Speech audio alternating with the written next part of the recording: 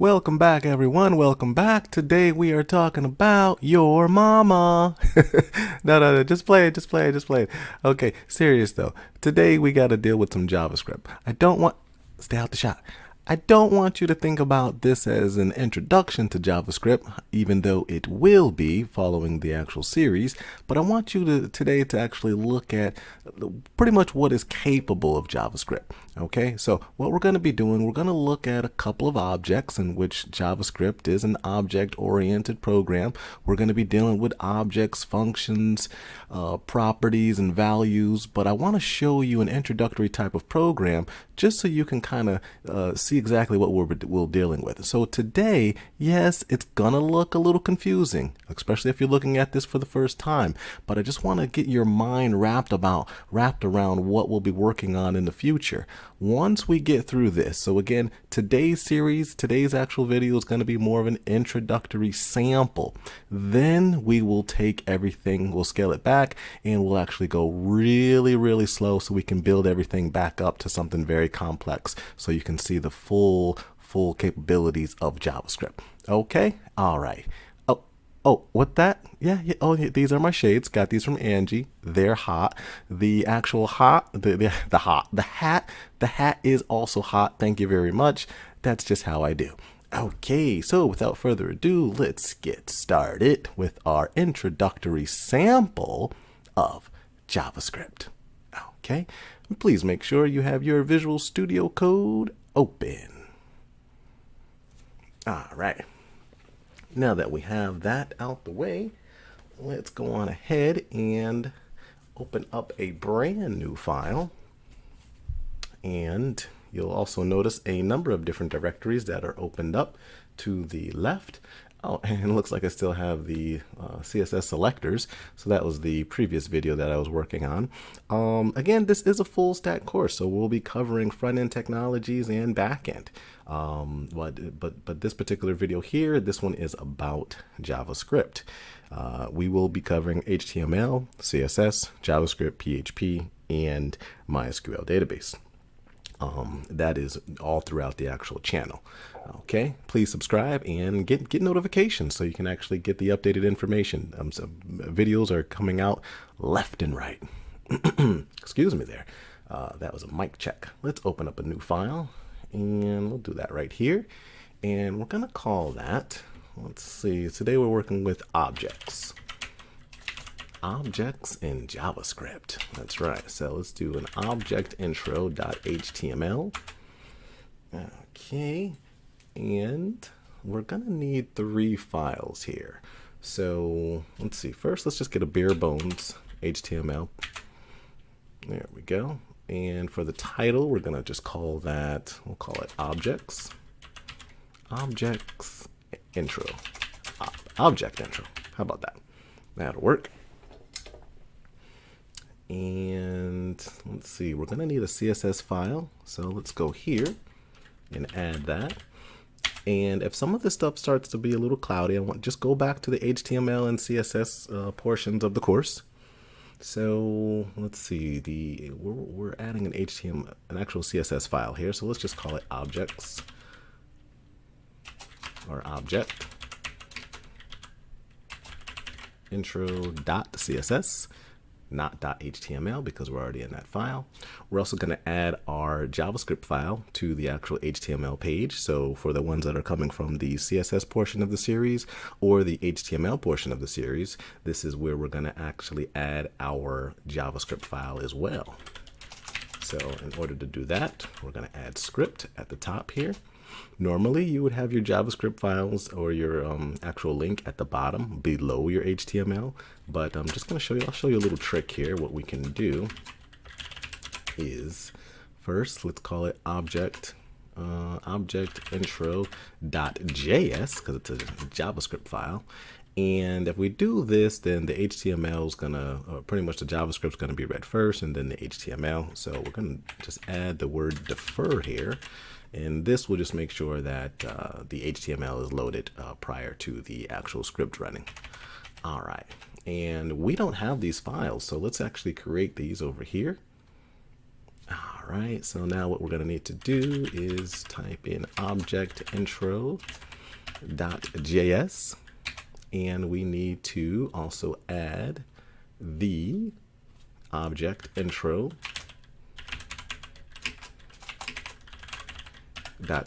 file. All right, so now we have three files. We have the HTML, we have the JavaScript file, and we have the CSS. And what we're going to actually work with here is, let's see here, what can we output here? Well, I guess for one, what we can do is just, let's try to, the thing we're going to be working with a lot in JavaScript is actual objects. You're going to see a lot of objects. You're going to work with a lot of functions, a lot of methods, a lot of properties, and a lot of values. So don't be scared from what you're about to see, but I just want to kind of get your head around what we're going to be working with. So when you're dealing with an actual object itself, everything is an object. You're an object. I'm an object. And this is, of course, not just with JavaScript. You can do this with PHP, C#, Java, so a number of other languages here. So the whole point of, or the whole term of object-oriented program is literally dealing with what is an object. Now, if we were to, let's just set up an actual object. So let's set up an object, set up the object. And if we were to use any object, for example, let's go with a hotel. So we would simply type let hotel equal an empty object, just like this. All right, so this is more of a literal version. So again, but when we actually move on and continue this portion of JavaScript, we'll go into this very thoroughly. So again, this is not really the introductory part. This is really more of a sample, just so you can kind of get an eye out on what object-oriented program actually is. So here's your object. We have let, in which we're saying, okay, let the hotel be an empty object. Normally, which would be later on in the course, we would do, you may have seen something like var x equals 3, and then you would just output that somewhere or use it. Okay, but we're gonna get there. Don't worry. We have a lot of JavaScript to actually go through, a lot. But this is just more of a say, hey, let's get our head around this. So we have an object, and the object is actually called hotel. And what does an actual hotel have? A hotel has a name, obviously. So let's go with a name. So now we're adding a property to the actual object. And this particular name, we'll just call it the Dutchman, where everyone stays at. All right. And what else does a hotel have? A hotel has rooms. And how many rooms would be available in that room? Let's say, well, actually, how many rooms are in the hotel? In the hotel called the Dutchman, we'll go with 40. And of course, if the rooms are booked, then that's additional property that we'll need to add to the hotel object. So right now, our object has a property of name, rooms, and booked. And for this example, we'll say there, out of the 40 rooms, 25 of them are booked. Okay. Now, we need some type of function, a function that's going to allow us to pretty much see if there are any availability within the actual rooms itself. So now we're saying, okay, I get it. We have an object. The object is called hotel. It has a property of name with the value of Dutchman for name, a property of rooms with a value of 40, a property of booked for with the value of 25. And now we're going to say, let's come up with a function called check availability. Check availability.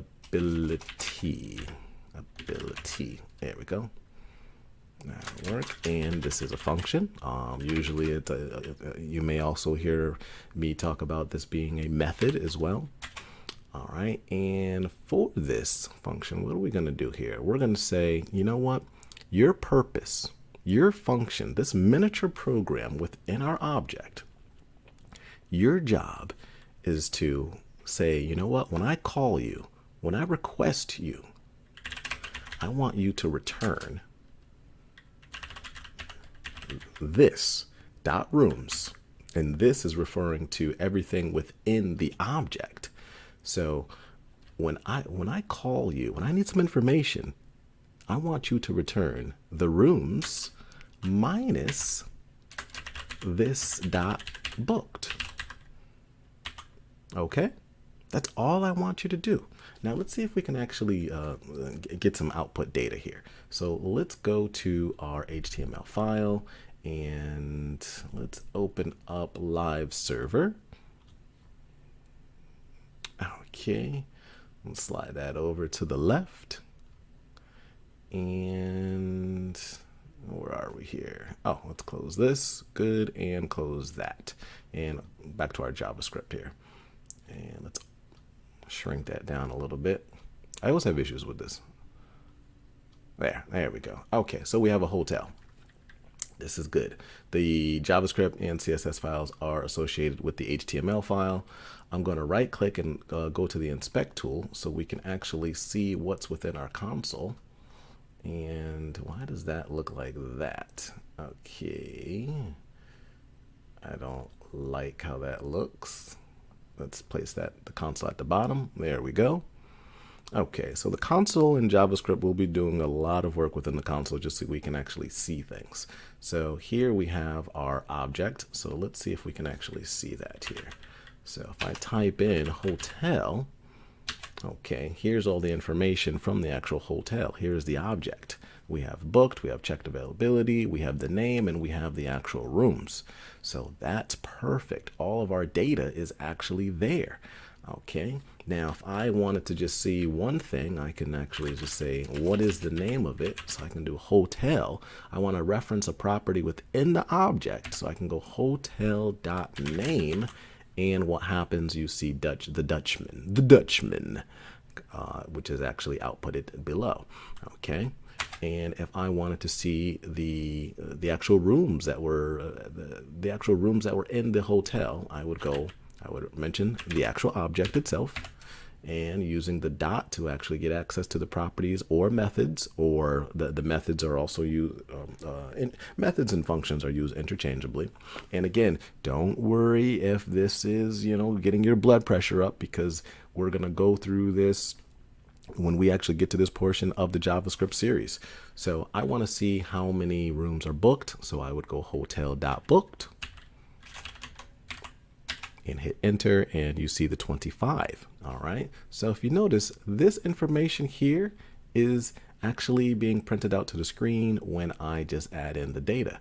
Now check availability. Now I have a miniature program within my hotel object, and its main purpose is to say, you know what, I need to know how many rooms are available. So let's access the actual hotel object and then go hotel dot and check availability. And then I'm going to actually open and close the parentheses, because when we are calling an actual function or method, we need to make sure that we open and close the actual parentheses. And what do you see there? You see the actual 15. So how is it that there's 15 there and I don't have the number 15 in here at all? Because it took this meaning the actual object, and rooms being the actual property. Okay, so the property is within the hotel object, and it then subtracted the rooms minus the booked, which gave me a return value of 15. So 15 rooms are available. So there's a lot going on here, but again, we're going to start way easier than this,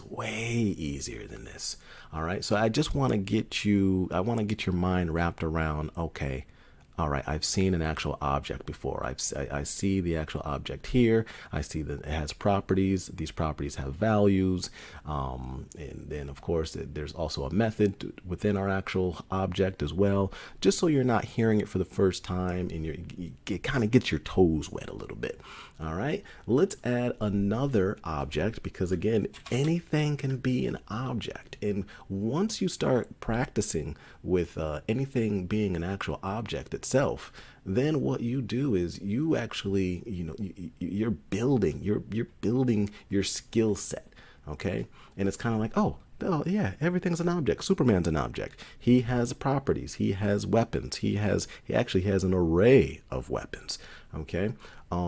He can fly. What's his current damage after fighting? You can actually create a function for that. Okay. So let's actually come up with another one. Again, this is just to get a little more familiar with objects and object-oriented programming. But when we start the series, which will be the next video, we're going to start with one line of code in which it'll be something like let x equal 5.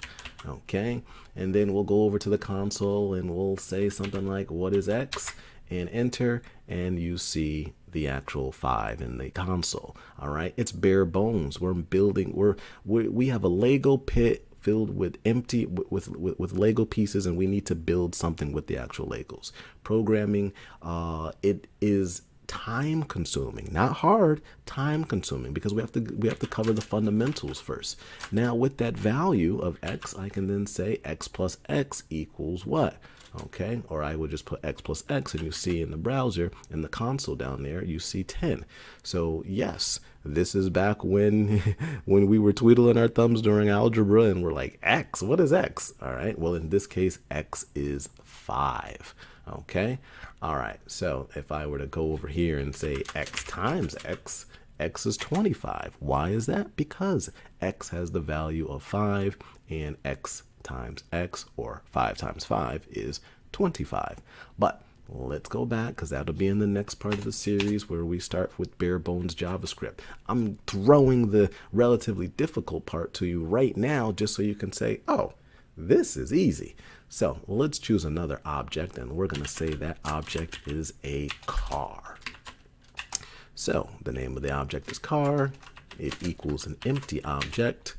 Let's give it a make. And of course, it's going to be a Tesla. All right. And let's give it a model. Now, we're just coming up with property values here. The model of the Tesla is going to be the Model XXX. And now here's the thing. It's a miniature program. So let's say, you know what, let's add another property, which we'll say current speed, and we'll give that current speed 45 miles per hour.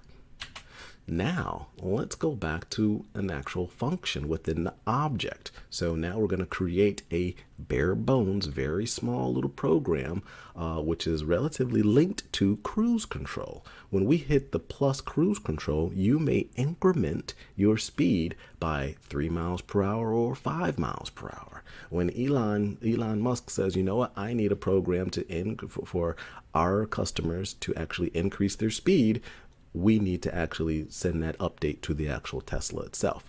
How is it going to be implemented? So I'm going to create an actual function called increase speed, and we'll call it increase speed 5.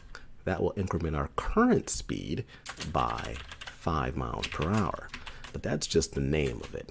Okay, we need to give it some type of processing power. So what we're going to do is when we call, that's right, when we call or implement this action here, this event, this actual function, okay, what do we want to happen to our current speed on the highway when we press the button? We want to return the current speed. Which speed? This speed. This current speed within the car object. So let's return current speed is going to be equal to whatever our current speed is, and we're going to add or increment our speed by 5. So now if we go over to the console here and I just type in car, now the car object has everything we need in it. I see the make, I see the model, I see the current speed of 45 miles per hour. So now this is like, wait a minute, we're actually programming here. We're saying, no problem, Mr. Musk. I will be able to take care of this by Friday.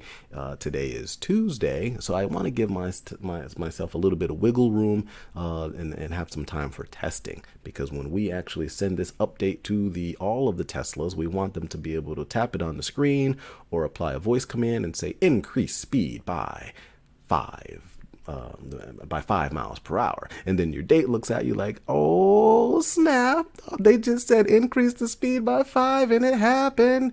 All right, so here we go. We have the car. We want to see what is the car's current speed. Okay, the current speed is 45 miles per hour, which you can see in the actual console. All right, and what do we want to do? We want to increase the speed by 5 miles per hour. So car dot the name of our actual function or our method within the object, which is increase speed by 5. And because it is a function or method, we need to open and close parentheses, because sometimes there may be arguments or something else that's sent in. But again, don't let that worry you now. You don't even have to write that down, because it will be covered when we move on in the series. Okay, so what do we got? Car dot increase speed. Okay, and enter. And would you look at that? The speed is no longer 45 miles per hour. It is 50 miles per hour, because we said I need a miniature program that's going to increase the current speed by 5 miles per hour. And I need that to be sent to all of the Teslas that are on the road before they start their morning commute. Okay.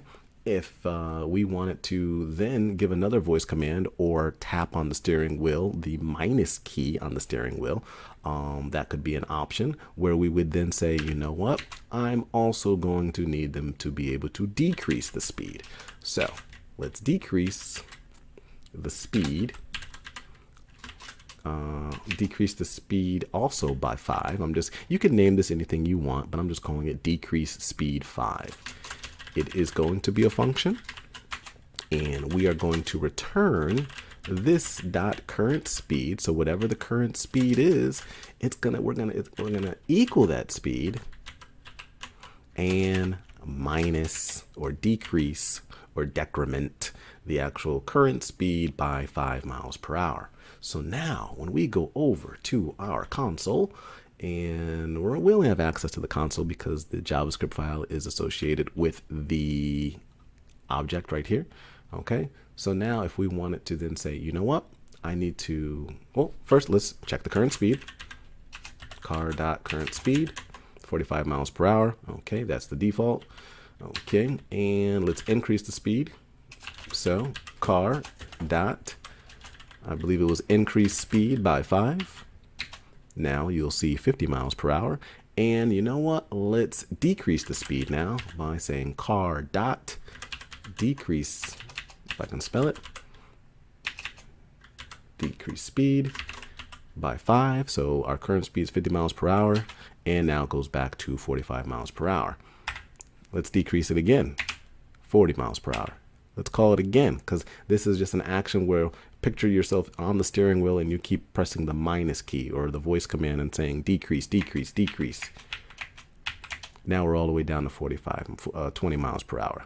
So miniature program here. I just wanted you to get your toes wet. Don't worry, you do not have to take any of these notes. We'll cover this in much more detail, much longer actual video.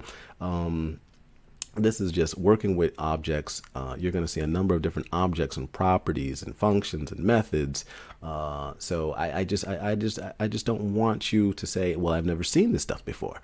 Well, and of course, I keep hearing about object-oriented programming. I keep hearing about, well, you know, it's beneficial and it'll allow me to work better on projects. But what is an example? No one ever uses an example. There's always, okay, there's variable x equals 5, and if you add x to x, then you get 10. Well, you know what? This is a real world application here that we can actually make. This is a real world example. Okay, so if you have any questions, comments, or concerns, and you were not sure, sorry about that. Looks like the actual computer had a little problem there, but As I was saying, definitely subscribe to the actual channel. You want to be able to get the actual notifications. So actually hit the notification bell, subscribe to the channel. All right. So that definitely helps the channel itself out. We're trying to come out with material left and right, definitely at a minimum once a week. But during these times, there's so much time available. So I'll be able to actually put more and more video out for you. So you definitely want to subscribe and hit the notification bell so you know, hey, I just got an alert. There's a new video out. Go home, and whether it's the CSS portion, HTML portion, the JavaScript, PHP, or database, you definitely want to, have that bell notify you and say, hey, there's some new material. Okay. All right. If you have any questions, leave a comment in the comments. You can actually email me as well, and I will get back to you. Okay? All right, Mr. Stack out. Enjoy.